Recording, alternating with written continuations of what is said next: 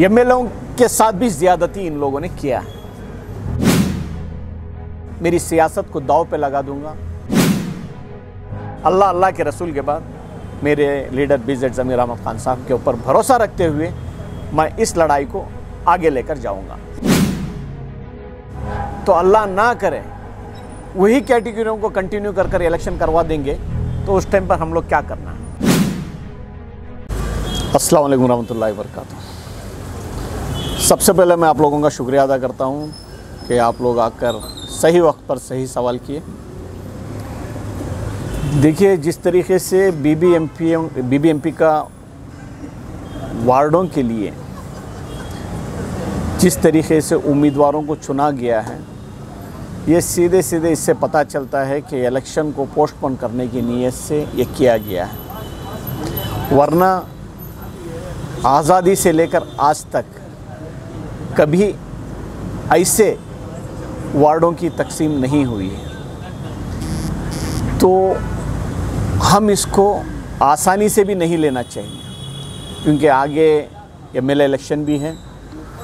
उसको भी नज़र में रखते हुए इन्होंने इस तरीके का बाइफरकेशन करके रिज़र्वेशन को अपनी मनमानी के ज़रिए से रिज़र्वेशन किए हैं।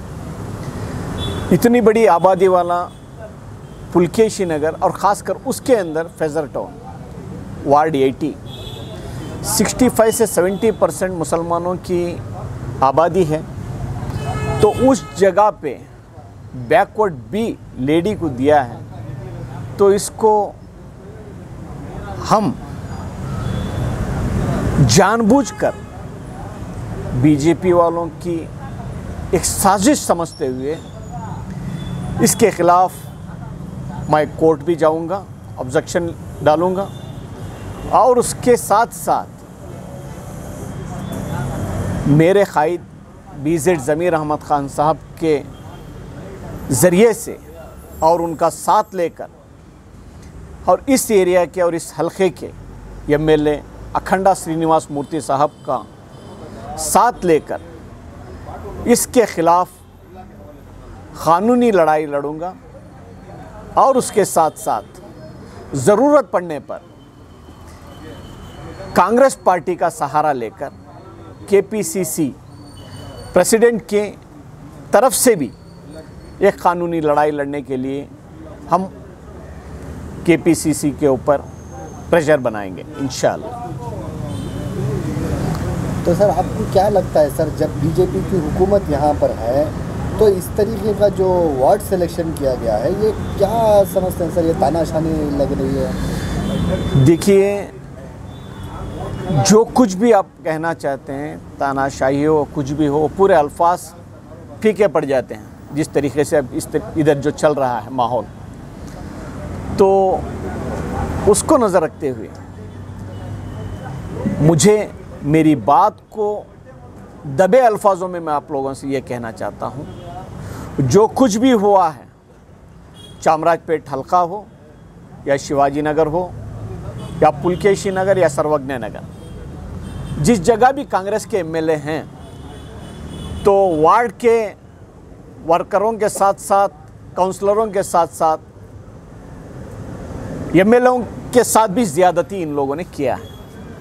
तो उसको नज़र में रखते हुए मैं मेरे लीडर BZ ज़मीर अहमद खान साहब से कल रात 11 बजे उन्होंने कॉल करके मुझे बताए।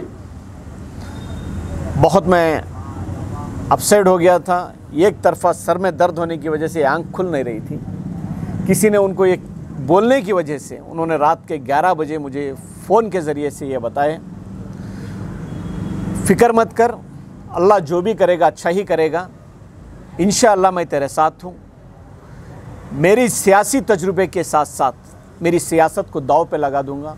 इंशाअल्लाह तेरे लिए और मेरे हलके के वार्डों के लिए जी तोड़ कोशिश करूंगा।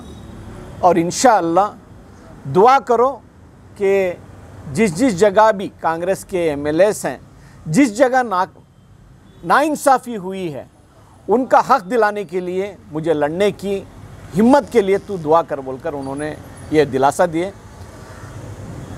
अल्हम्दुलिल्लाह मैं उनकी बात पर मुतमईन हूँ और बाकी जो कुछ भी होएगा अल्लाह के रसूल के बाद मेरे लीडर BZ ज़मीर अहमद खान साहब के ऊपर भरोसा रखते हुए मैं इस लड़ाई को आगे लेकर जाऊंगा सर, इंशाअल्लाह। आप अपनी बात के दौरान दो बातें ऐसी कही हैं। एक बात तो ये है कि भारतीय जनता पार्टी की एक साजिश है इलेक्शन को पोस्टपोन करने की, और दूसरी जानी से आपने कहा कि मैं कानूनी लड़ाई लड़ूंगा।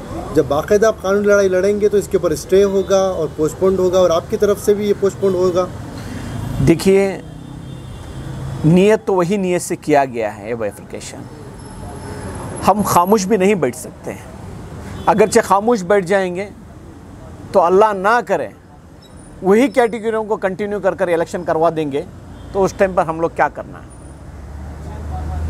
तो इसीलिए क़ानूनी लड़ाई लड़ेंगे और सियासी तजुर्बे के साथ साथ सियासी दबाव बनाने के लिए हमारे कायद BZ ज़मीर अहमद खान साहब को दुआ करेंगे, ताकि जिस भरोसे के साथ साथ हम लोग हलकों में जिस जगह भी कांग्रेस के MLAs हैं, भले वो हिंदू हो या मुसलमान हो, कांग्रेस पार्टी को मजबूत करने के लिए जिस तरीके से कदम उठाकर MLAs के साथ खांदे से खांदा मिलाकर आगे बढ़ रहे हैं, उन लोगों को इंसाफ दिलाने के लिए BZ ज़मीर अहमद खान साहब के साथ साथ रामलिंग रेड्डी साहब, हारिस साहब, रिजवान साहब और अखंडा श्रीनिवास मूर्ति साहब, दिनेश गुंडराव साहब और पार्टी प्रेसिडेंट DK शिवकुमार साहब और CLP लीडर सिद्धरामैया साहब इंसाफ दिलाने के लिए आगे आएंगे बोलकर वो उम्मीद के साथ साथ मैं आप लोगों को भी ये कहना चाहता हूँ कि इंशाअल्लाह आप उम्मीद रखें। ये बहुत बड़ा एक गढ़ है मुसलमानों का, फैज़ल टाउन, चारों तरफ से इस एरिया के ऊपर नज़र है। तो इंशाअल्लाह कोशिश करूँगा और मेरे कायद के ऊपर दबाव बनाऊँगा ज़मीर अहमद खान साहब के साथ ऊपर। इंशाअल्लाह मुझे उम्मीद है, मुझे नाउम्मीदी नहीं मिलेगी और इंशाअल्लाह इसमें मुझे कामयाबी मिलेगी बोलकर मैं आप लोगों के सामने मेरे दिल के ख़यालात का इज़हार किया हूँ। शुक्रिया, खुदा हाफिज़।